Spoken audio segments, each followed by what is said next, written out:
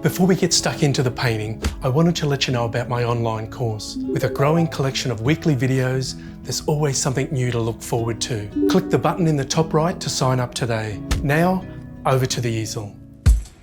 This was a super fun subject to do, and it's interesting with some of the iconic sort of landmarks, buildings, is if I asked you the question, is it 3 stories high or 5 stories high?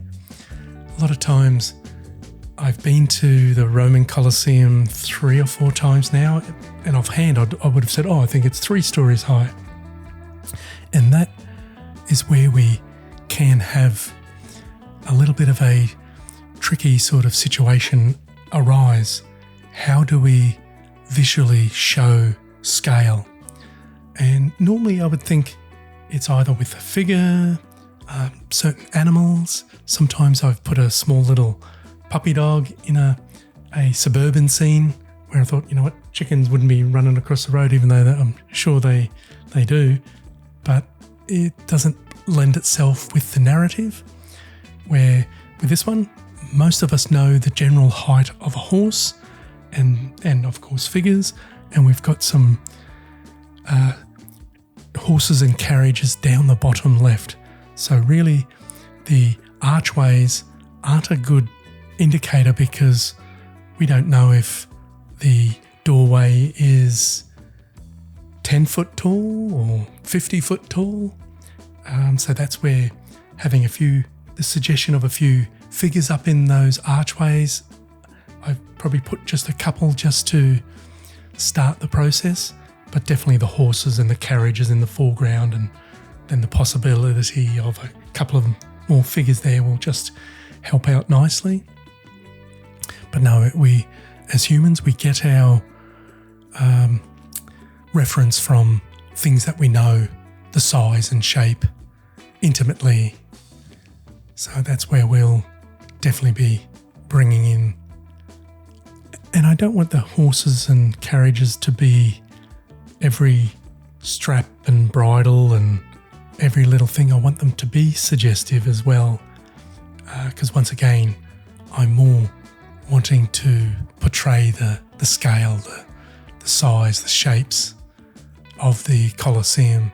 Really, the horses and carriages are quite an afterthought, I'm guessing, even though back in Roman times they did need, that would have been the main form of transport, and I guess they would have had to have come in, dropped off passengers. So maybe it isn't just a tourist trap, but they do make for great subjects as well, the horses and carriages. So once again, I will not so much work from top to bottom, and that seems to be the process, but it's more from the back to the foreground, doing it in a particular system, routine, process. But it's also controlling all of these darks and lights and all of these shapes. And quite often I will start a painting with a general idea, but learn on the job. So it's that sort of process painting. There's no written textbook on everything all the time, every situation. And that's where placing the right amount of emphasis in the right area is super important as well. Because I do love to, on those just near where I'm working, those 2 archways, to get a nice bit of dark and light there that'll help just get the eye to move to that area, because that definitely is one of the focal areas, that diagonal line. So I was using almost a classic S or Z shape, so the eye's coming in from the right on the path and the little fence line, going to the left to the carriages, and then going back to the archways to that diagonal, which is on the right where I'm working now, and then zipping the eye, but I'm trying to break that shape as well with little sunlit areas of brickwork. So it's not only a grand scale of a subject, but we still do need to navigate compositionally as well. And that's where we can enhance the sense of scale with some rocks in the foreground, the little fence line. And normally we know the general size of a fence, even though I think this is more of a knee-high fence, more to encourage people to stay on the paths, not to walk on the grass. I'm guessing not so much a fence to keep farm animals and that sort of thing out. It's more of a little guiding shape and barrier.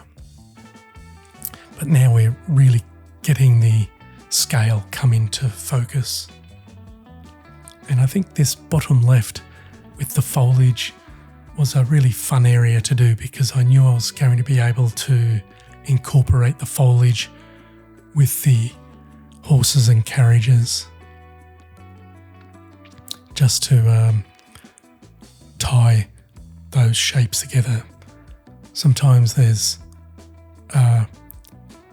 or I should say most of the time we want unification, so we want everything almost to appear as one big shape, but then we do want or need to get some little sharper edges, and that will be the little suggestion of some light on the carriage or some light on the figure on the front of the horse, or a little sunlit part of the horse. And then the next ones will be the bit of light on the arches, just to visually describe and to direct the viewer's eye.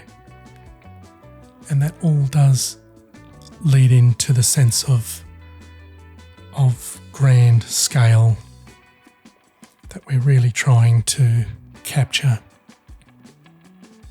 And there's some fence lines there or some big fence barriers under the arch. I was almost tempted to leave them out. And it was right at the end that I thought, no, that'll help soften some of the verticals, because I think that's the archways and the verticals are the thing that really does require my full attention, aiming to bring them in. Especially the further that we go into the shadow, that's when we want to lose edges, lose the viewer's attention. That's sort of the area just above where the horses and carriages are.